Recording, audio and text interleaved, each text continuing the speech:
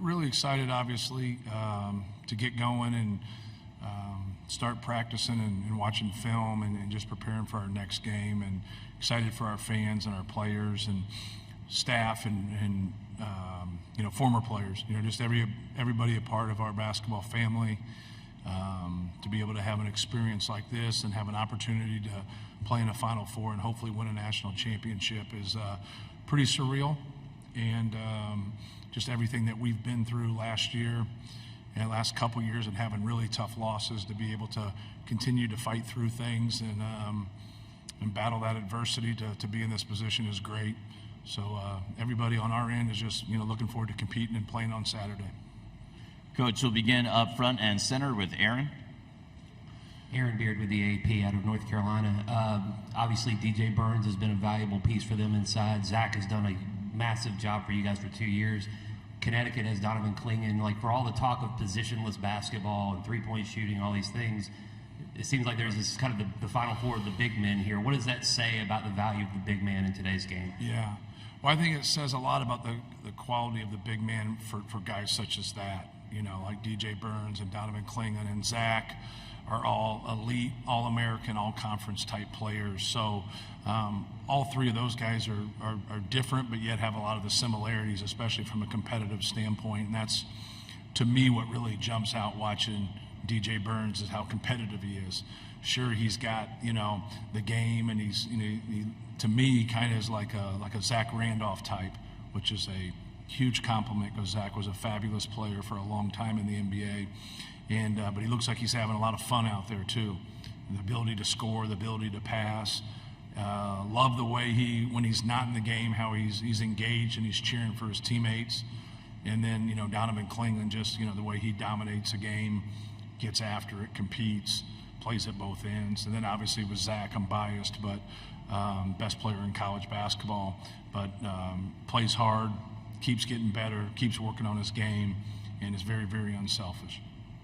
Coach, we're going to go to the back of the room on the left. Sam King, Journal and Courier.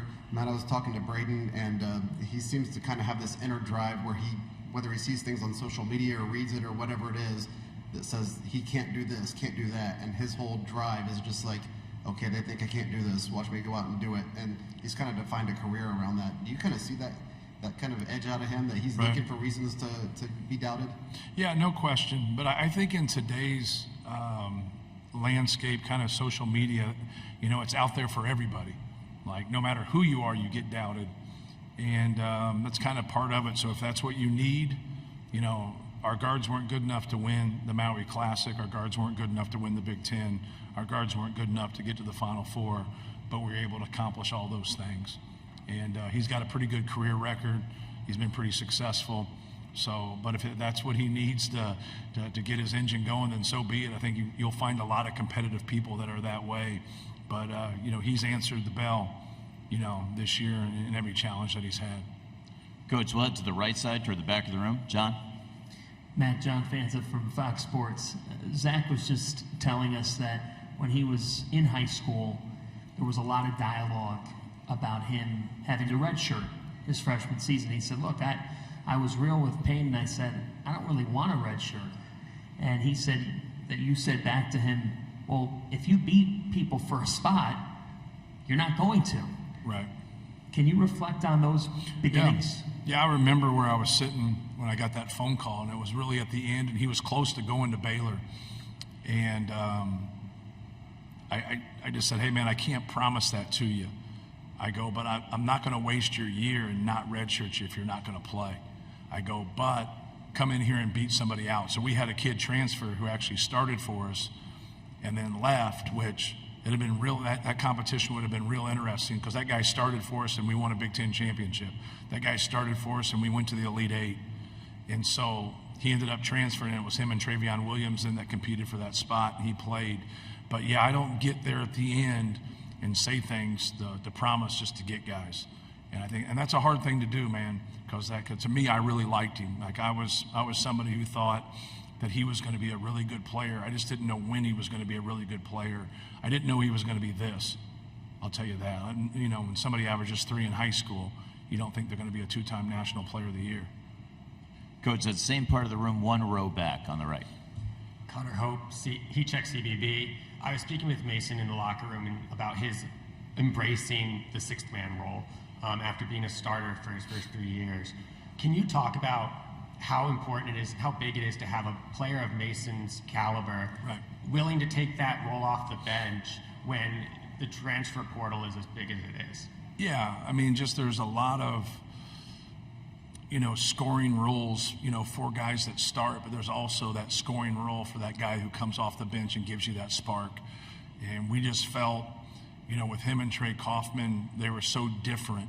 And one guy's ability to post up and rebound around the basket and the other guy's ability to make shots and spread the defense from an offensive standpoint, was really going to be a good match, but it also gets the opponent where they got to think differently, when Mason comes in because of his ability to space. But, he didn't make any shots the other day in the game, but he made a bunch of winning plays. And you kind of see that emotion there at the end. So he's sacrificed a lot for us. And, there's not a team here that doesn't have more than 5 starters, right? Great teams have more than 5 starters. And I think we're one of those. But Mason Gillis has sacrificed a lot for us. Coach, we'll head up front on the right side of the room. Brian Newbert, GoldenBlack.com. Matt, can you just speak to how important it is to your offensive calculus to make an opposing center guard another action before they even have to encounter Zach? Yeah. And what toll that can kind of take on them? Yeah, it just depends on what they're going to do, right, from a ball screen standpoint. Are you going to blitz a ball screen? Are you going to trap the ball screen? Are you going to play in a drop? Are you in a deep drop? Are you switching? So kind of watching and getting tendencies of what people are going to do is what all coaches do. But with Zach, most people don't like to get detached from him. They want to stay with him. That's why sometimes in our games, you'll see people just get wide open layups. And you're like, how in the hell can they just get a wide open layup?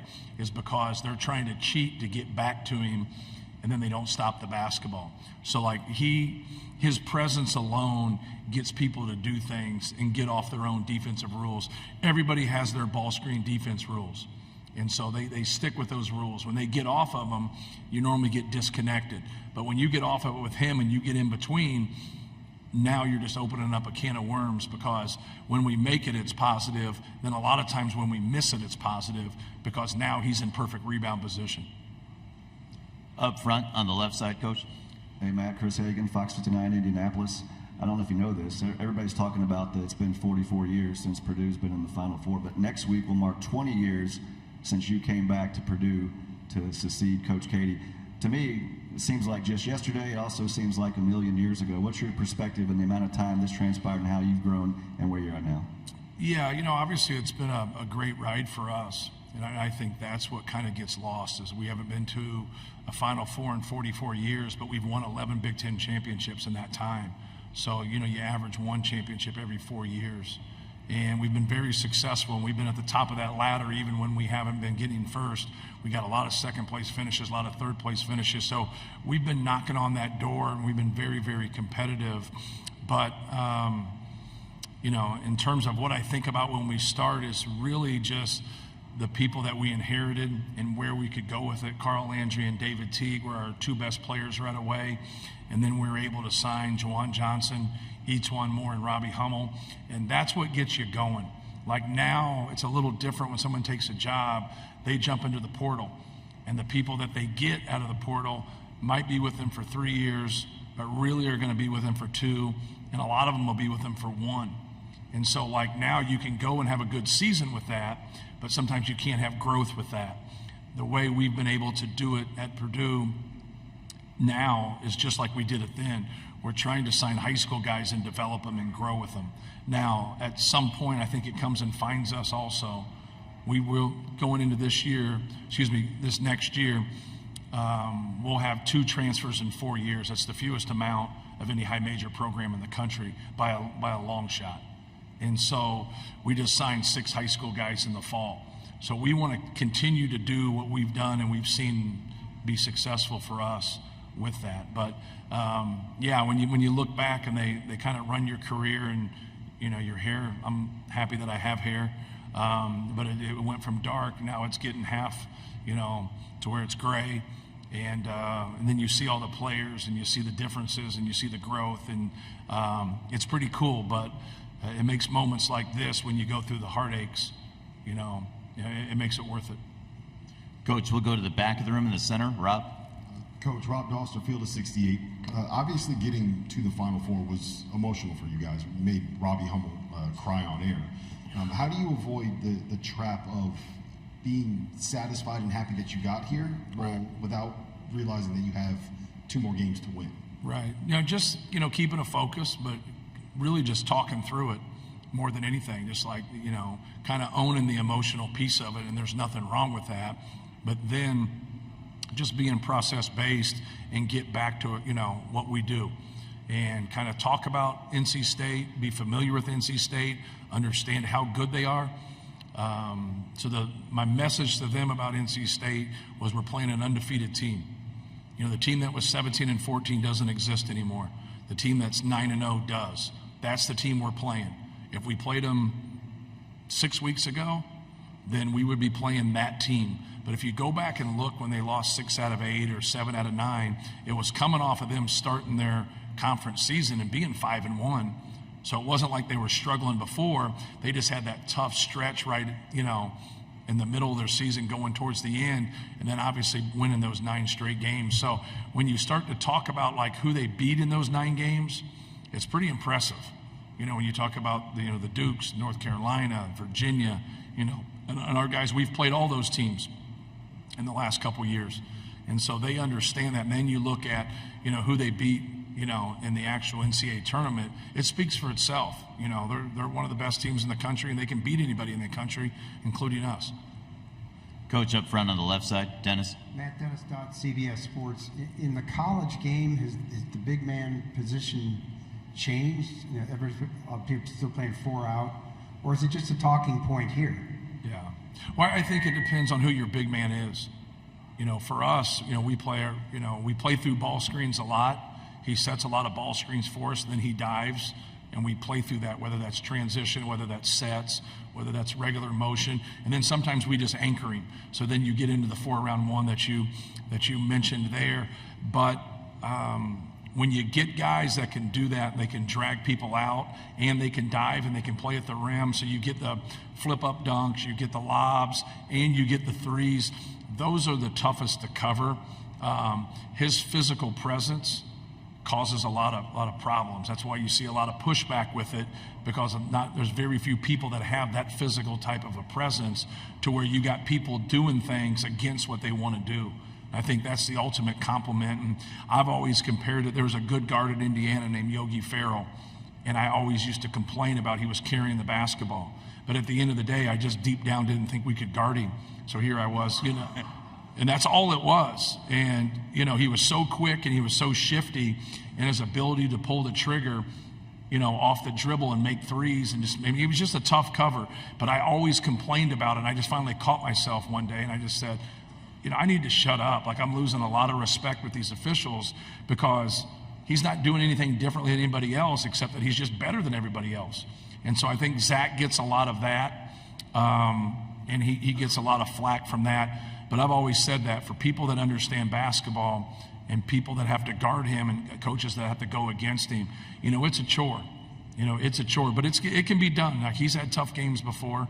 Everything hasn't been perfect, but he goes into the game. I think what kind of separates him from a mindset standpoint is that he has a lot of respect for opponents. Like, he dives into DJ Burns, and he dives in to the guys at Tennessee and the guys at Gonzaga, all the people we have to come. He respects them, and he knows they're good players. So he's not trying to do that, but he's going to play the whole game, and he's going to compete, and he's going to go after every rebound. And he wants the basketball, and he definitely wants the basketball in crunch time. Same area of the room. Jerry, second row. I'm Jerry Palm, CBS Sports. You've had a lot of opportunity to be around 2 of Purdue's all-time greats. Zach, obviously you've coached, and you played with Glenn Robinson. Besides their obvious talent, what was it about each of those guys that made them top-notch elite players? Yeah. Well, Glenn Robinson's ability to score probably separated him. He was 6'8", 6'9". He could make a pull-up. He could shoot threes. He was explosive. Just had an unbelievable knack to score the basketball in a variety of ways. So that matchup was always difficult, for opposing teams. They're very different, obviously, because Zach plays through the post a lot, but they're both very competitive. I would think that's probably the number one similarity between the two of them is just that competitive spirit. Coach, our next question is up front on the right side. Casey Bartley, Boiler Upload. Matt, a couple times this season you mentioned getting pressure even within with your coaches to change your approach after a couple March obviously didn't go your way. Just how were you able to stick to your convictions and talk through that process? Yeah, it's really diving into, whether, you always lose the last game of the year unless you win a national championship. So I've always dove into what we're doing and tried to pick at what we're doing to make improvements. And so when you get beat in the first round of the NCAA tournament by a 16 seed, that doesn't change anything. And then when you go back, I just felt like we needed some more athleticism, we needed some more quickness, and we needed some more skill. And we added that. And then we had guys that shot a lower percentage than I think they should have shot. And there's a lot of variables that go into that. But I just thought we had some really good shooters that were shooting 32% that should shoot 42%. We had guys shooting 28% that could shoot 38%. And I think that's just come to fruition. When you look at Braden Smith, he shot a pretty good percentage as a freshman, but he didn't shoot enough. Fletcher Laurier shot a much better percentage. Mason Gillis has shot a better percentage. And their percentages weren't bad before, but they had a chance to be elite. And now you throw in Cam Heide, you throw in Miles Colvin, because I've really went to a rotation of more people that can shoot the ball, because I think offensively that raises the value of Zach and that raises the value of Braden, and then how we piece things in. I went with Trey Kaufman as a starter, gives us another rebounder, gives us another low post guy. If they're really going to put a lot of attention to Zach, we post him and we try to score the ball there. We don't go to him a lot. He'll definitely get more opportunity next year, but we go to him enough. And if he's ready and he's going and we like that matchup, that really helps us. So I think the combination of all that really helped you. And then if you dove into what we do and you understand basketball, analytically we were doing some really good things.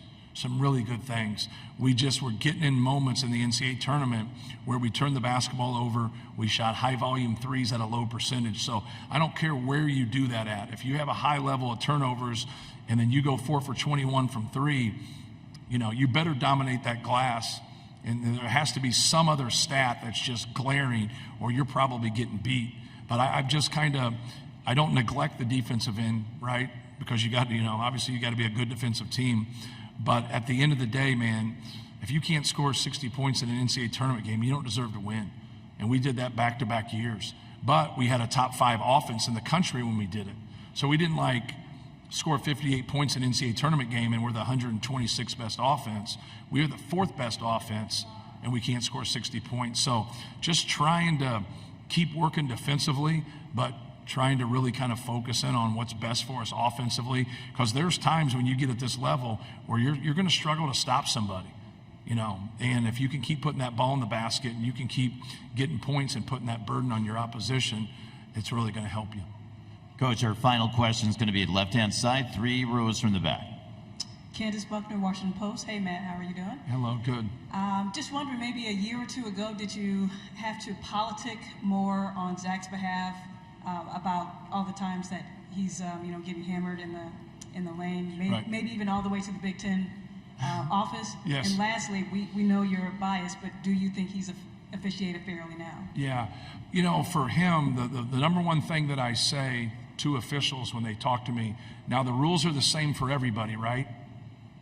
And that kind of stops and gets them to kind of reset their thinking, because he can't get officiated any differently than someone who's 6'8", 210.